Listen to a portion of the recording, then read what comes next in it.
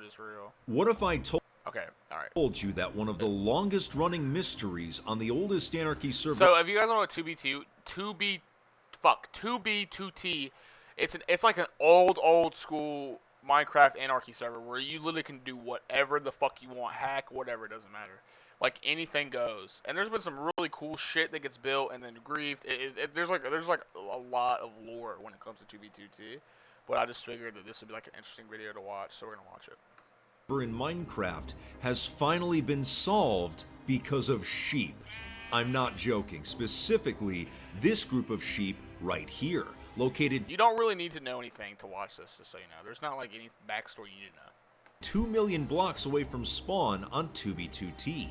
Their existence actually proves that many years ago, one of the server's most powerful players not only placed command blocks on the server, but used them, both of which shouldn't even be possible in survival mode. That's crazy. It confirms a rumor that we even speculated on in the past.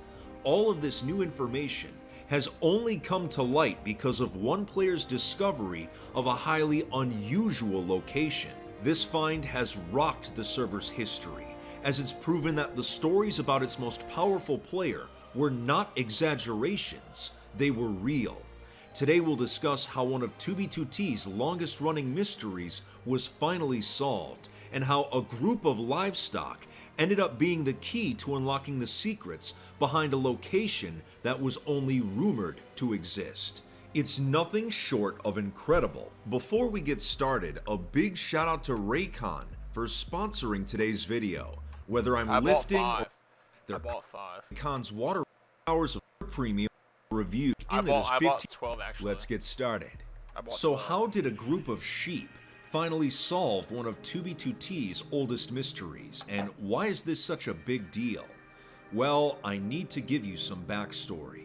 In the earlier days of the server, a player named Pyrobite had started making a name for himself. A gifted programmer and hacker, he would eventually go on to become the server's most powerful player, thanks to gaining backdoor access to the server. He was able to do things a normal player could not. Why the fuck? How did I end up with 2 Allen wrenches? What the fuck? Where? Have I had 2 this whole time and just thought it was the same one? What the fuck? Am I losing it? Bro, that's 2 Allen wrenches. I don't know where the other one came from. This one I know is mine. I don't know where the fuck this one come from. This one's shorter and stubbier because it goes to the cat tree. I think this is the one that goes to the cat tree, right? Yeah, definitely. Wait, they both fit though. Wait, what the fuck? I think this one's mine. I don't know. Why the fuck do I have 2?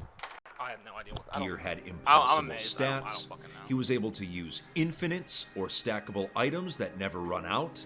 He could use spawn eggs and other illegal items wherever he went. How? The list goes on.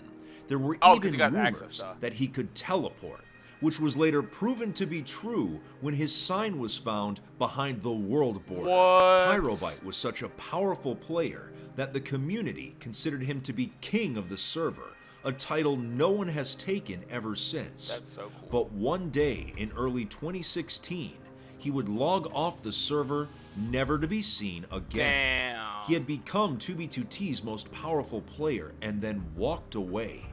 This sudden disappearance would only contribute to Pyro's legendary status, and for years afterwards, people speculated on just how powerful he had actually been, and if a stash existed where all of his illegal items were kept. When a screenshot eventually leaked of Pyrobite's command blocks, it raised questions on if Pyro had ever physically placed them or even used them. For years, it would remain speculation, but in 2020, something very unusual would be discovered that would eventually prove that Pyro was far more powerful than anyone had expected. One of the server's most highly skilled base hunters, Courier 6, was searching for chunk trails in the Nether.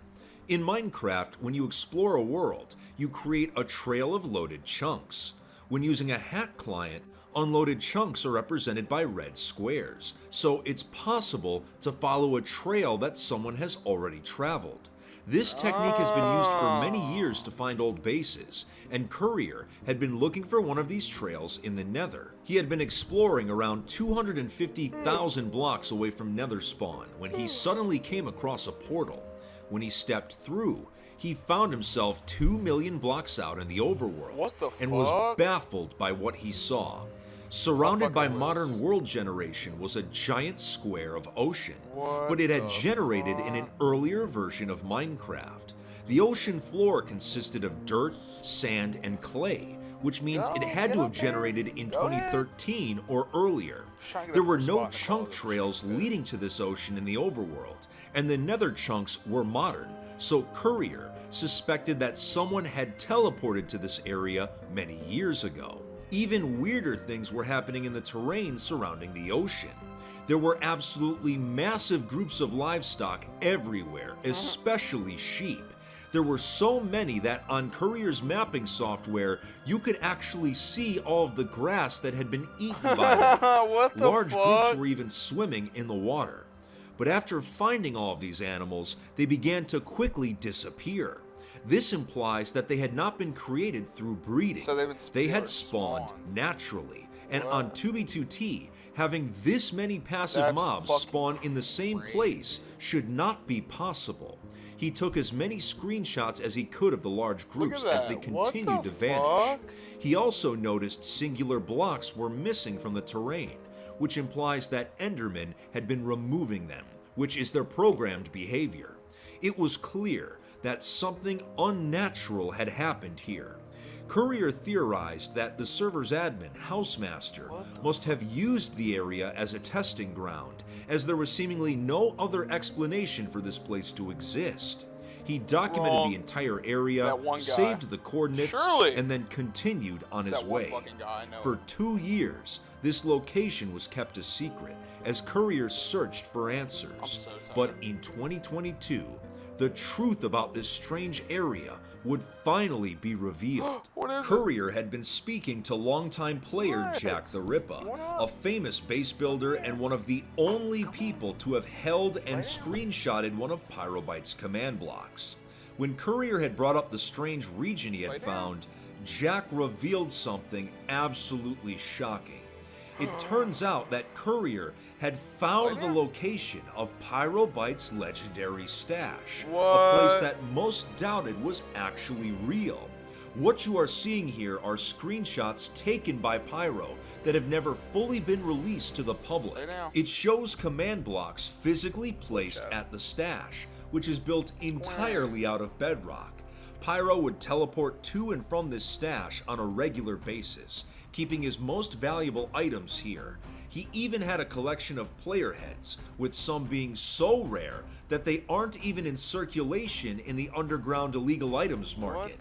In one of the screenshots, the coordinates of this stash can be seen, and sure enough, it was the exact same location that Courier had stumbled upon. The old ocean terrain even matches up with the screenshot. Suddenly, to Courier, it all made sense. The sheep. They were the key to all of this. The only way for that many animals to spawn naturally on 2b2t is if the server's tick speed was drastically increased. And the only way you can do this is through commands. Normally, a command block cannot be placed or interacted with in survival mode, but with Pyrobite's backdoor access, running those commands would have been easy.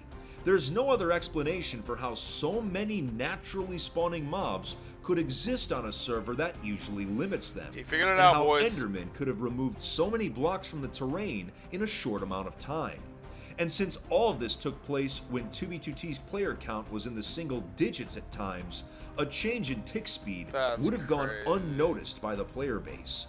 So this was not Housemaster's testing ground, it was Pyro's, proving he was far more... And that's fucking crazy to think about, that 2b2t was in a single, like, at any given moment could be single-digit players. Now you have to wait like an hour to fucking queue in, or like 2 hours. Like, the queue times are fucking crazy. powerful. You have to pay like a membership to get priority, or if you're like a YouTuber like this guy, you get priority over people. But like the think about that is fucking crazy. Than we originally knew. I always wondered how Pyrobite seemed to just show up at spawn with powerful items whenever he wanted back in the day, especially during the incursions, but now it all makes sense. Since the physical stash itself was missing when Courier found the location in 2020, it's likely that Housemaster removed it, as he often does with illegal items. But it's also possible Pyrobite himself removed it to cover his tracks before disappearing. Regardless, this mystery, which I've even brought up in previous videos, has now finally been solved. Command blocks were not only placed on the server, but seem to have been used as well. It's wild how a group of sheep were the key to solving one of 2B2T's biggest mysteries and changing the server's history forever. If you enjoyed this video today, make sure to Dude, this whole, like, there's, like, so much shit, like, lore that comes, like, with this. It's crazy. There's so much shit that's happened on this fucking Minecraft server, because it's really old. When was, oh, let me see. When was 2B2T founded?